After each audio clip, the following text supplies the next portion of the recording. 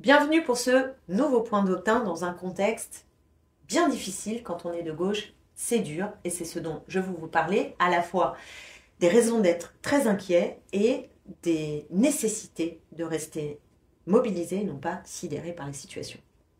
L'intronisation de Donald Trump est glaçante. Elle est glaçante par l'ensemble des décrets qu'il a pris, affirmant de manière tangible désormais, pas simplement dans les mots, sa violence à l'égard de tous ceux qui ne sont pas les gagnants de la globalisation, tous ceux qui ne sont pas des dominants, et l'éloge de la puissance qui est faite dans cette intronisation donne à voir comment il veut écraser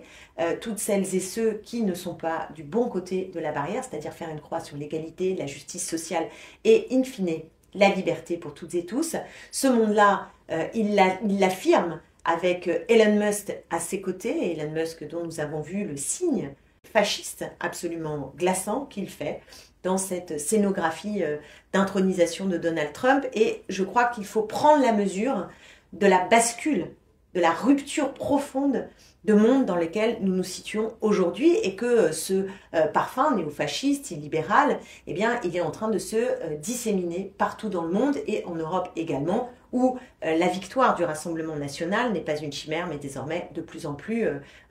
inscrite dans un paysage politique angoissant aussi en France. Et c'est pourquoi nous devons en prendre la mesure et bien mesurer à quel point le rassemblement d'une gauche de transformation profonde, sociale et écologiste est le bien le plus précieux pour faire face à ces menaces et pour bâtir, construire, inventer la réponse à la hauteur du niveau de rupture que constitue cette droite extrême qui est en train de se reconfigurer. Et de ce point de vue, nous avons passé un dimanche absolument délétère, anxiogène, j'ai pas trop de mots, mais j'avoue que le soir c'était un peu dur en quittant les réseaux sociaux, parce que d'abord dans la journée nous avons vu le duel qui ressemble de plus en plus à un duo entre Jean-Luc Mélenchon et François Hollande se déployer très tranquillement, avec la reconstitution des deux gauches irréconciliables, qui est un danger, un poison pour faire face au Rassemblement national et à Marine Le Pen, et pour créer l'espoir dans notre pays. En même temps, cela ne vient pas de rien. L'acte posé par le Parti socialiste, qui n'a pas voulu voter la censure du gouvernement, eh bien, a meurtri beaucoup dans le peuple de gauche, et j'en fais partie, parce que je pense que c'est une voix qui dit deux choses. D'abord, que finalement, même si on n'obtient pas grand-chose du gouvernement, après chacun jugera, mais on n'obtient pas quand même ce qui fait la maille pour dire on retire la censure, on ne vote pas la censure, c'est que ce qui compte le plus à ce moment-là, c'est la stabilité du régime, c'est-à-dire que quelque part, on laisse la volonté de rupture dans les mains de l'extrême droite et on se met du côté de ceux qui seraient garants de la stabilité, alors que celui qui aujourd'hui rend la situation intenable, c'est Emmanuel Macron, et c'est pas à nous d'emporter la responsabilité, mais à nous de marquer quels sont justement les points de clivage et ce qui n'est pas acceptable. Et ce qui n'est pas acceptable, c'est de laisser un gouvernement illégitime continuer à nous conduire dans le mur. Donc il a posé un acte qui est un acte également qui fragilise le nouveau Front populaire. Je ne veux pas en faire une question absolue, c'est-à-dire qu'à partir de là, plus rien n'est possible, mais je dis que c'est une alerte et qu'il faut l'entendre, parce que si le Parti socialiste continue à aller dans ce sens, alors même que pèse sur ses épaules le bilan de l'ère Hollande et la suspicion de ne pas tenir bon sur un projet qui soit un projet qui prenne la mesure du tournant nécessaire façonné au libéralisme et sur toute une série de questions pour être capable de changer le quotidien des Français, eh bien à ce moment-là, en effet, le Parti socialiste prend une voie qui est une voie retour vers le passé, même pas retour vers le futur, et pas une voie engageante qui permet une union sur les bases qui nous donnerait la possibilité de gagner. Donc, petite alerte de ce côté-là, et de l'autre côté, une alerte que nous avons vu grandir, et notamment moi, en étant à la France Insoumise dans la précédente législature, puisque nous avions dit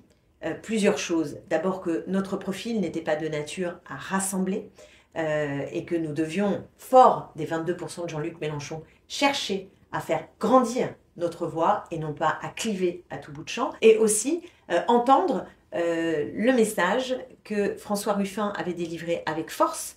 sur notre problème d'ancrage dans les campagnes, dans les territoires ruraux, dans les sous-préfectures. Or là, l'élection partielle en Isère a donné à voir le fait qu'un électorat s'est mobilisé contre notre candidat, qui était pourtant brillant, admirable, Dies Loufoque, qui a fait une campagne formidable, et pourtant une difficulté à engranger, puisque nous sommes passés dans cette circonscription de 49% aux européennes, 42% en juin dernier, et là, 35% dans cette législative partielle. Alors, bien sûr, une partielle, il y a moins de mobilisation, donc on sait que ce sont notamment les catégories populaires qui sont moins présentes, qui viennent moins voter, ce qui n'est pas favorable pour nous et une bonne nouvelle pour la candidate macroniste. Enfin, quand même, il faut prendre la mesure. 35%, c'est une mauvaise nouvelle, surtout quand on voit que si à Grenoble, Dies Loufoque arrive d'un cheveu devant, eh bien tout le reste,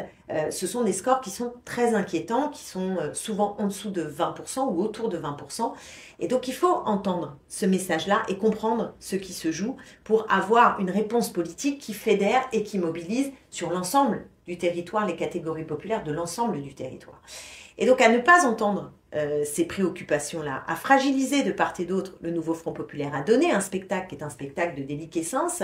de perte de repères d'une certaine manière, de gauche, ou alors de volonté d'être si galvanisant pour une partie, le cœur de notre électorat, mais repoussoir pour le reste, eh bien ça crée des dégâts, et des dégâts qui sont préoccupants, surtout quand on a l'extrême droite aux portes du pouvoir. Donc c'est pourquoi, dans ce climat-là, je ne crois qu'à une chose, c'est dans ce contexte-là, garder le cap. Et ce cap-là, pour moi, il a deux pieds. Et il ne peut fonctionner que s'il marche sur ses deux jambes. Et ces deux jambes, c'est d'un côté, une gauche capable de dire le niveau de rupture nécessaire, parce que les gens n'en peuvent plus, parce qu'il faut changer de voie par rapport à ce qui a été cette dilapidation de l'esprit public dans notre pays, et j'y reviendrai dans un livre que je sors le 6 mars. Donc il y a bien toute une logique néolibérale avec laquelle il faut rompre, et aussi sur le terrain démocratique, des avancées considérables à faire advenir, bref, beaucoup de choses. Et puis je parle évidemment de la transition écologique, où là, il ne s'agit pas de faire des petites mesurettes, mais d'avoir une transition profonde de notre modèle de développement. Donc tout cela, il faut l'incarner, il faut incarner ce projet-là. Ça, c'est une jambe, et la deuxième jambe, c'est l'union, c'est-à-dire faire en sorte que nous emmenions le maximum de gens sur cette proposition politique qui peut être celle qui gagne face à Marine Le Pen. Et donc si on perd une des deux jambes, eh bien quelque part, on n'arrivera pas à avancer et à gagner. Donc ce cap-là, il faut réussir à le maintenir et à le faire grandir. On n'a pas beaucoup de rendez-vous pour déjouer ce spectacle que l'on observe, mais j'en ai vu un passé qui m'intéresse et dans lequel l'après sera présent, qui est celui du 29 janvier, les vœux de Gagnons Ensemble, qui est ce qui avait été lancé par Lucie Castet et Marine Tourdelier, et qui propose là de dire attention, allons-y, il faut avancer vers ce rassemblement sur la base d'un projet de transformation profond. Nous y serons, mais voyez bien que non seulement il faut que vous soyez très nombreuses et nombreuses à ce moment-là pour faire entendre une autre voix que ce qu'on entend globalement aujourd'hui dans le paysage politique, mais aussi dans la durée. Je crois que si le mouvement social, les forces vives de ce pays social, culturel,